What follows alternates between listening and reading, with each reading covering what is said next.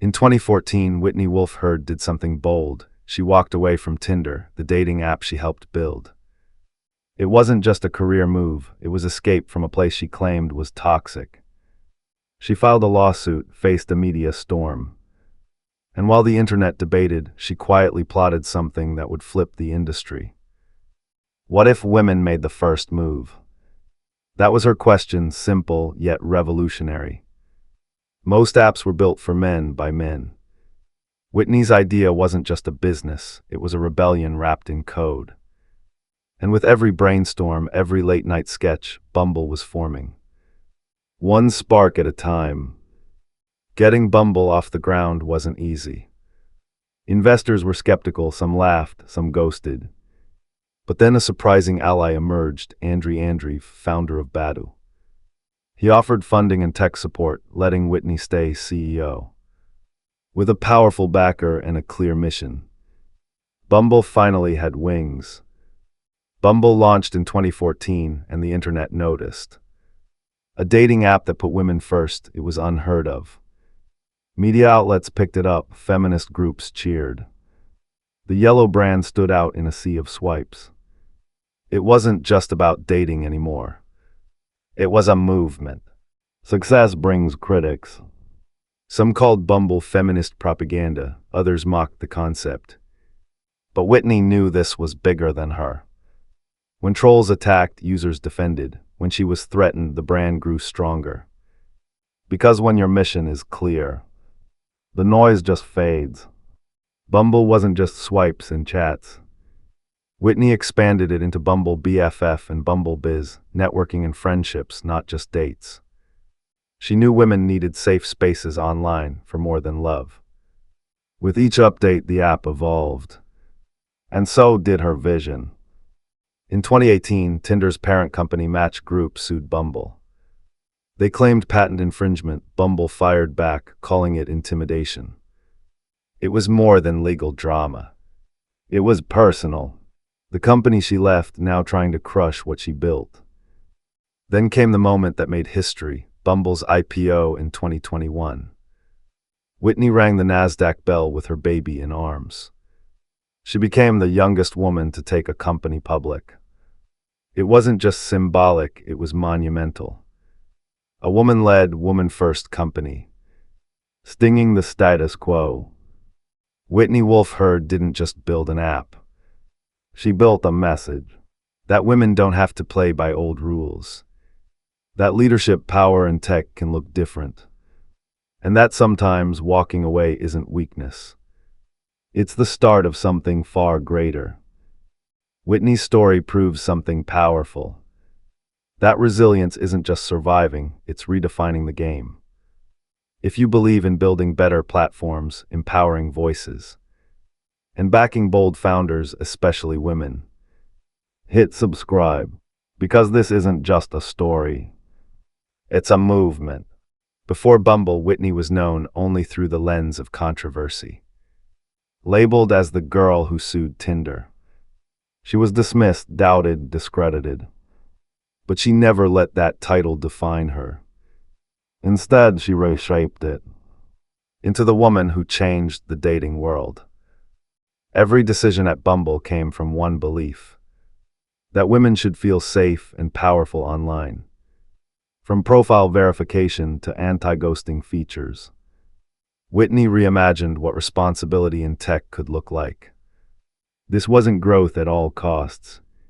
It was values-first innovation.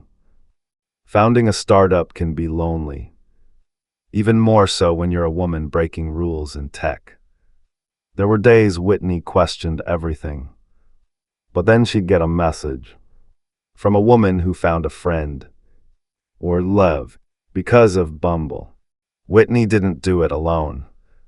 From engineers to brand strategists, she built a team that believed in the mission.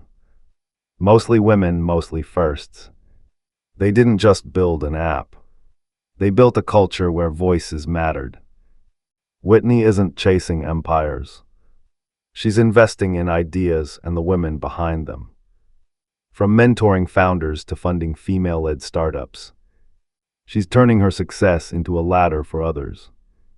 Because real power isn't keeping the throne. It's building more seats at the table. Bumble's UX wasn't just clean, it was intentional.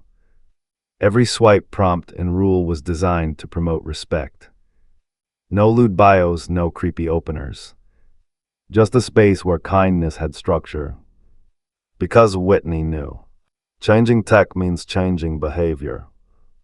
Being the first sounds glamorous. But it comes with pressure, scrutiny, and loneliness. Every move Whitney made was amplified, praised, or criticized. But she kept showing up. Because she wasn't trying to be the first. She was trying to make sure she wasn't the last.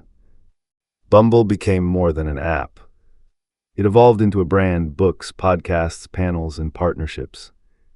Whitney didn't just build a product. She built a presence. A yellow, buzzing force in pop culture. Whitney got married, became a mother. And unlike many founders, she didn't hide it. She embraced life's dualities, boardroom and baby bottle. Because women shouldn't have to choose. And in showing the world her whole self, she gave others permission to do the same. While other apps chased time on screen, Bumble pushed for time well spent. No endless scrolling, no manipulation. Just tools that encouraged users to live. And meet, talk, connect in real life. Whitney wasn't trying to trap attention. She was trying to set it free. Bumble added wellness features, break reminders, mental health resources, kindness prompts. Because Whitney knew dating wasn't just about connection. It was also about protection. Digital life affects emotional life. So Bumble became one of the first apps to design. With failings in mind. Going public wasn't luck, it was strategy. Whitney timed the market, knew her metrics, and kept control of the vision. Her team rehearsed every scenario. And when the bell rang, it wasn't just a financial win. It was a masterclass in leading loud. Bumble went global, but not by copy-paste. Whitney's team studied cultures, customs, safety norms. In India, Bumble launched with language filters and parent-focused campaigns. In Europe, it leaned on professional networking. Each region got a version of Bumble that actually spoke to it. Tech was always ruled by speed, scale, and code. Whitney added something different, humanity. She led with emotion, not ego. Listened before she launched. Built for people, not just profit. And in doing so, she didn't just disrupt dating. She redefined what leadership could be. Now Whitney invests in others, sharing the stage, not hoarding it. She calls it the Queenmaker philosophy. Empower one, and she'll empower hundreds more. Because true influence isn't about domination. It's about amplification. And that's exactly what she's building now. Whitney wasn't afraid to call out the boys' club.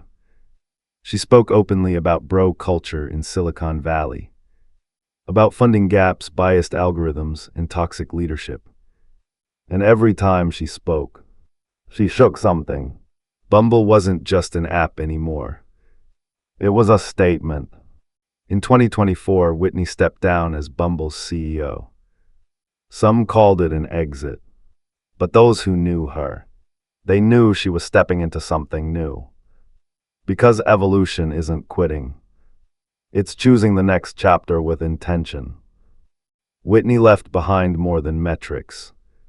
She left behind a blueprint for inclusive platforms, ethical growth, and female-first innovation. Bumble's code may be digital, but her real legacy lives in the women who now believe they can build it too. Whitney's story lit a path, but she never meant to walk it alone. New leaders are rising, new ideas blooming. And they're building, not in her shadow, but because of her light. Whitney Wolfe Herd taught us that tech isn't neutral. It reflects the people who build it, their values, fears, and hopes. She showed us how to lead without cruelty, how to scale without losing soul, and how to win without playing the old game. It all began with a sting, not from a bee, but from betrayal, rejection, and a toxic system. But Whitney turned that sting into fuel. She didn't just survive it. She branded it yellow, built a team, and made it fly. This story isn't about dating apps. It's about daring to build something different and betting on yourself when no one else will. So whatever your idea is, make the first move. And if this inspired you, support female founders, subscribe, share, and speak up.